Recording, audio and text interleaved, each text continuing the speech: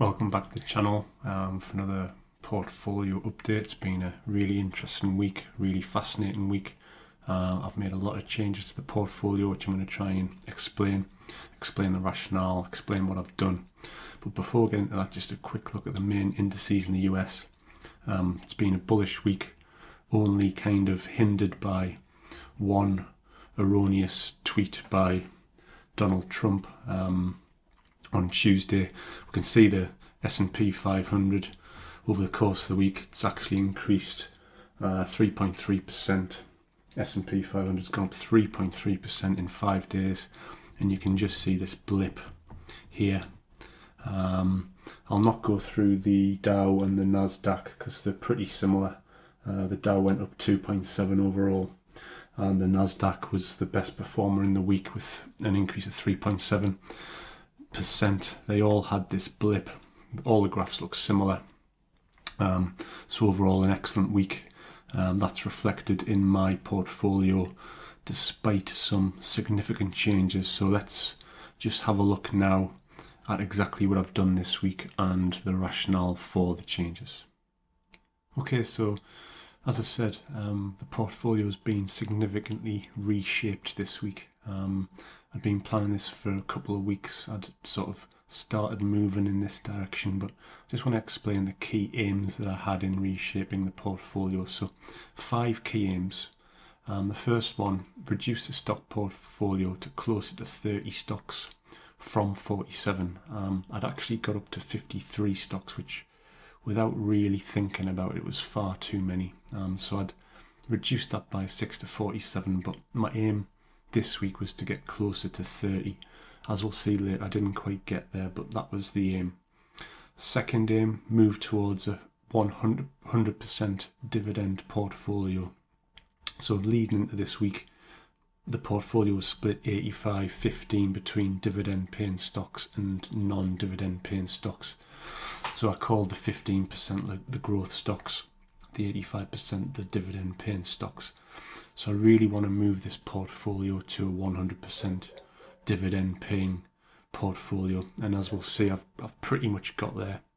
I've still got one stock that doesn't pay a dividend.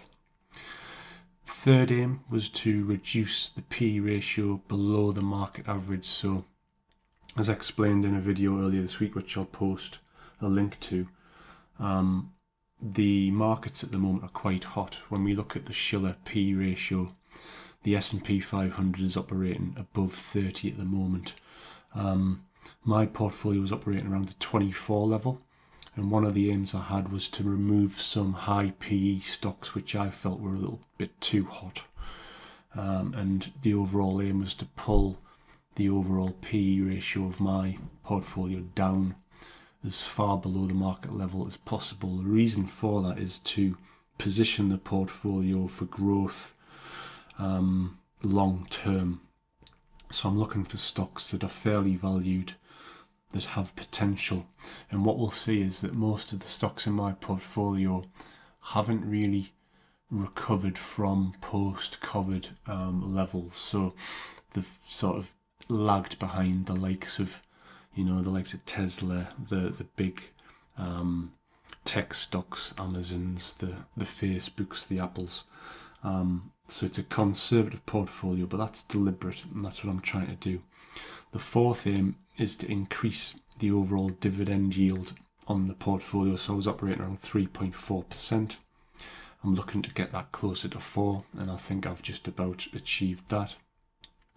I'm also looking to increase, as a result of that improvement in the percentage yield, I'm looking to increase the projected annualized dividend income, which was currently sitting at $119 per annum, and I was looking to increase that as a result of achieving aim 4. So that was the overriding rationale for what I was trying to do this week. What did I actually do? So what I did was I sold. On the left hand side there, you can see the stocks that I've sold.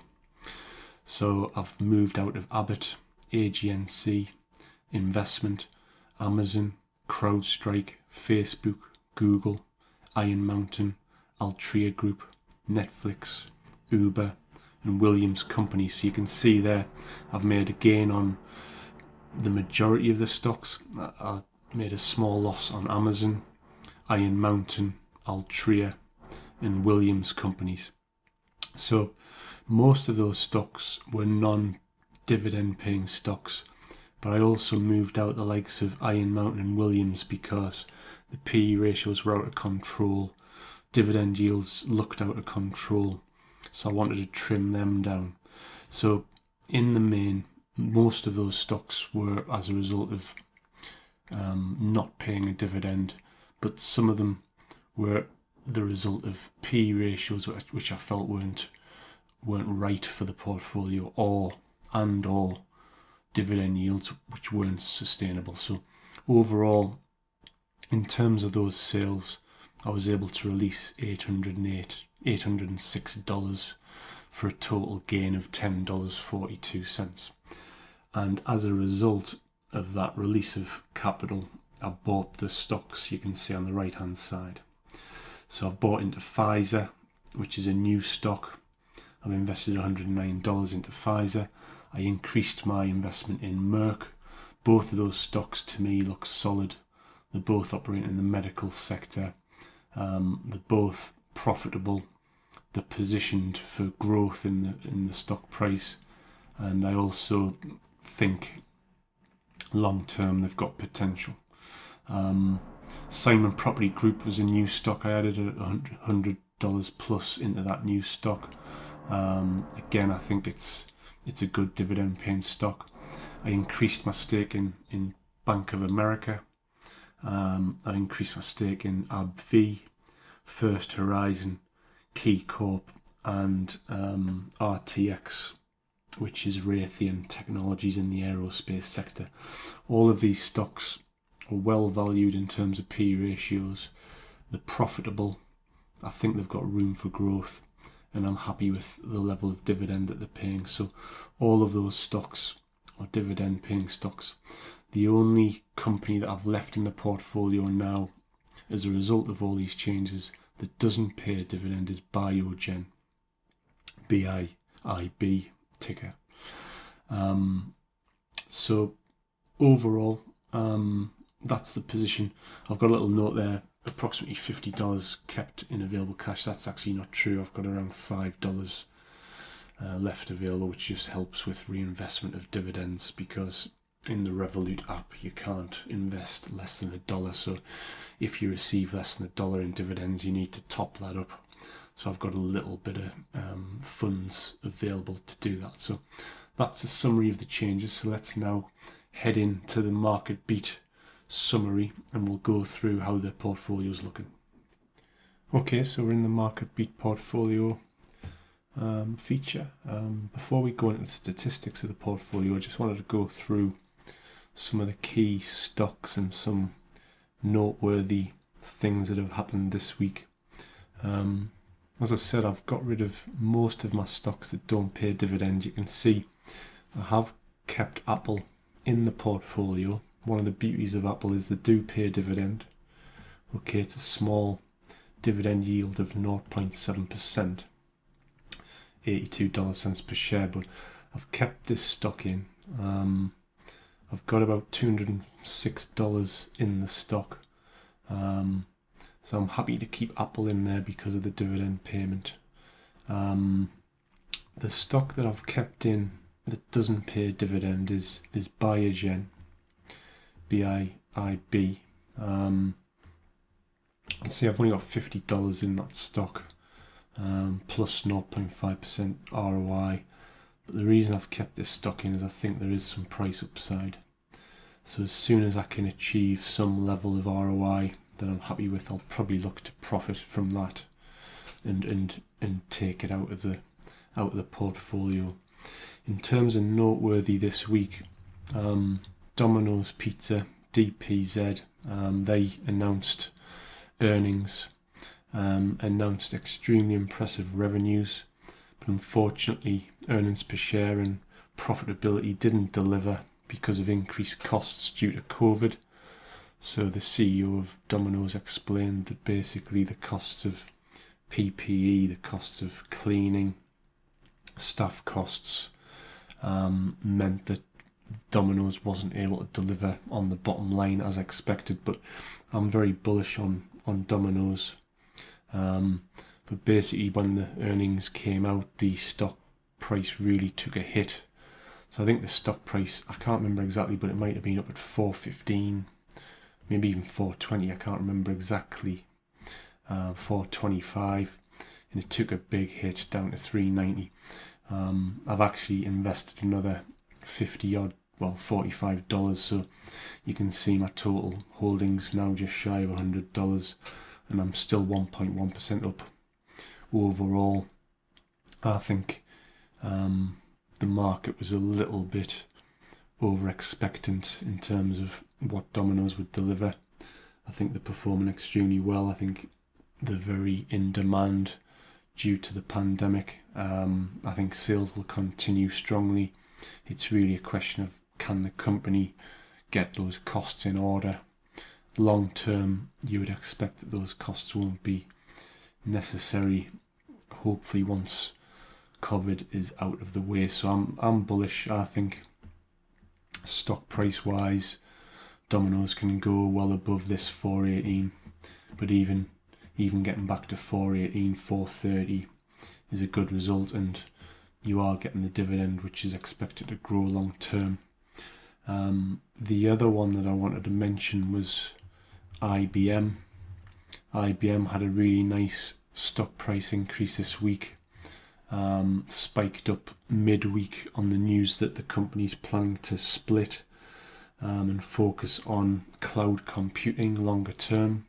So they're going to carve the business up. That really helped the stock price. So I'm plus 3.6% ROI, which is good because I think the stock was struggling prior to this week. So I'm happy about that. I think that's it. I mean, PPG is the other one that I would mention. I know this company well because I've spent sort of 13 years in the chemicals industry as a commercial manager for one of PPG's key competitors. PPG were actually trying to buy out the company I was working for some years ago. I know a lot about this company, and I think they're really pandemic proof. They're basically a coatings company. I don't think the business is overly affected by the pandemic. They're still required. I think there's a lot of room for growth here. You can see I'm already 13% up since buying into the stock in August. Extremely happy with the performance there. RTX was another stock I mentioned earlier, Raytheon. You can see the main reason I'm buying into this, a very low P ratio. Consensus price targets showing a lot of upside potential, so I'm pretty bullish on RTX, although I think it's going to require some patience. Yeah, I think Simon Property Group is the other one I've added in. 7.7% dividend yield. I'm looking forward to receiving my first dividend payments from Simon Group. So let's head into the stats and look at the high level stats. In terms of asset allocation, you'll remember last week we had computer and tech as the biggest sector. That's dropped down to fourth now with all of the sales that I've made this week, and finance is now the key sector, but that's a little bit misleading because some of those finance stocks are actually real estate investment trusts. So I've got about 18% in finance and 4%, 5% in real estate investment trusts. It would be nice if that could be split out a little bit, but hey ho. Medical, so I've already discussed Merck and Pfizer making up medical, retail, wholesale, computer tech now in fourth, and utilities 5% overall. So largest holding still pretty much unchanged really. At the top, McDonald's is still my biggest holding. Very happy with that stock. They've just announced an increased dividend, which is great to see. Apple in second and Merck & Co in third place. So there's not so much change there, I don't think. In terms of the overall portfolio, plus 2.5% ROI. I think that's a little bit more like 2.8, 2.9%. the biggest winners. Xerox still out in front. I sold CrowdStrike and took the profit, so that's dropped out of the list completely. We've discussed PPG performing extremely well. Consolidated Edison in there in third. Duke Energy, the utilities company. Talk of takeovers and potential there as well. And Nvidia still performing pretty well.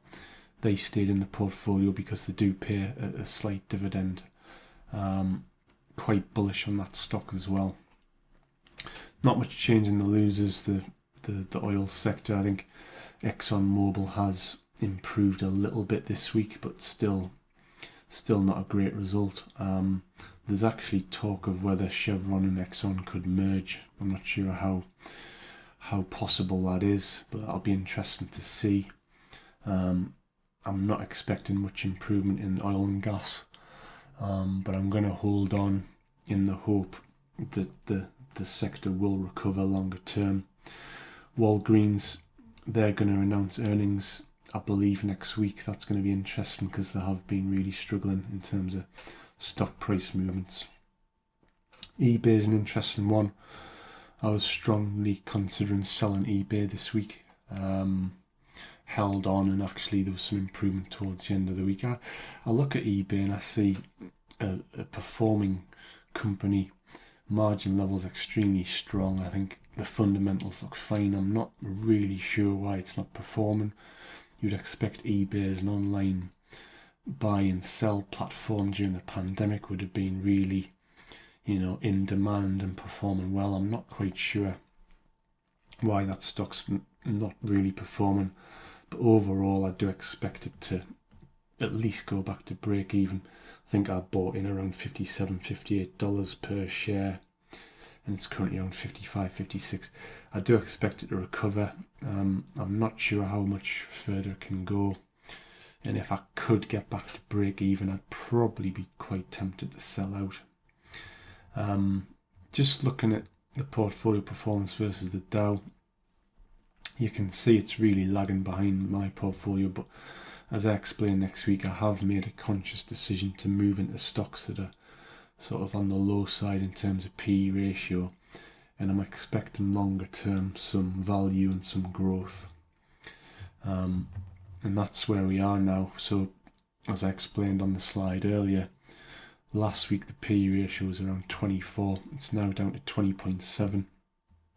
I've removed a lot of stocks that were trading a bit too high. The only one that still sticks out like a sore thumb, I would say, is Nvidia. There could be a pullback. The stock's, what is it? It's trading around $550 per share at the moment. Some are still very bullish. I'm not sure. I know it's a good company. I know it's got a lot of strength in the chip industry, AI industry. I think it's going to be a long-term stock to look at. I'm prepared to hold on to it despite that PE ratio looking completely out of whack. Stocks that I'm really keen on longer term are Xerox.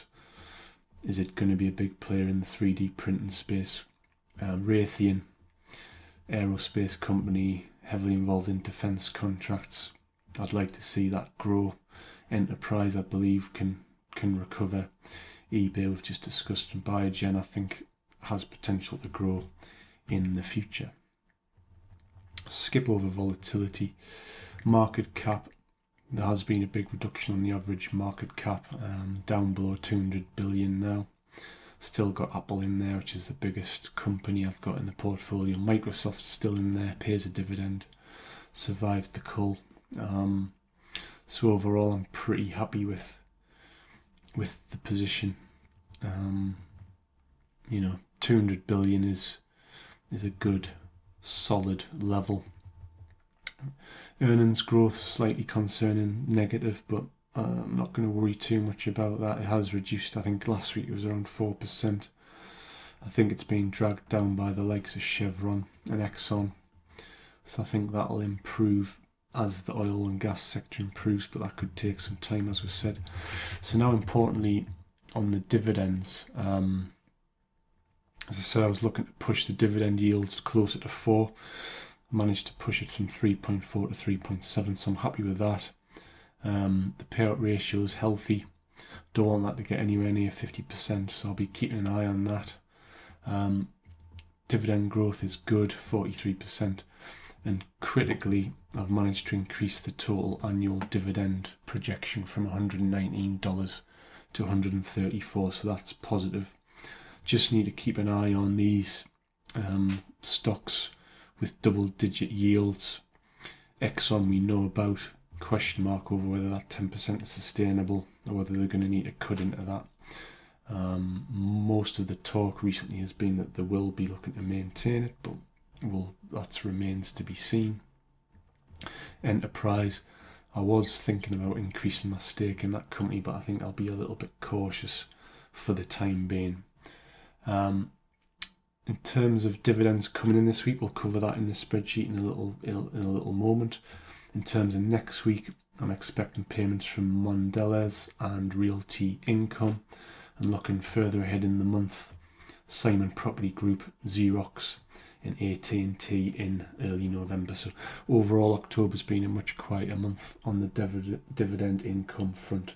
But let's head over now to the spreadsheet and have a look at what has actually come in, and let's look at the total income received to date. So a quick run through the dividends received this week. On the 5th, I received dividend from Restaurant Brands International, $44 after tax, and Iron Mountain, $88. And on the 8th of October, I received $52 from Merck & Co. So that's everything that I received this week. So $1.84. On Friday the 9th, I was expecting dividends from AGNC Investment and Altria.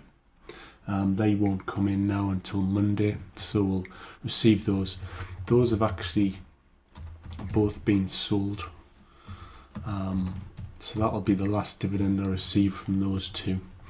In terms of the dividends I have received this week, these are the decisions I made. So looking at the fundamentals, Restaurant Brands, I'm really pleased with how this stock's performed since I've bought it. Some may remember that I covered this stock some videos back when we were looking at ex-dividend stocks. This one caught my eye.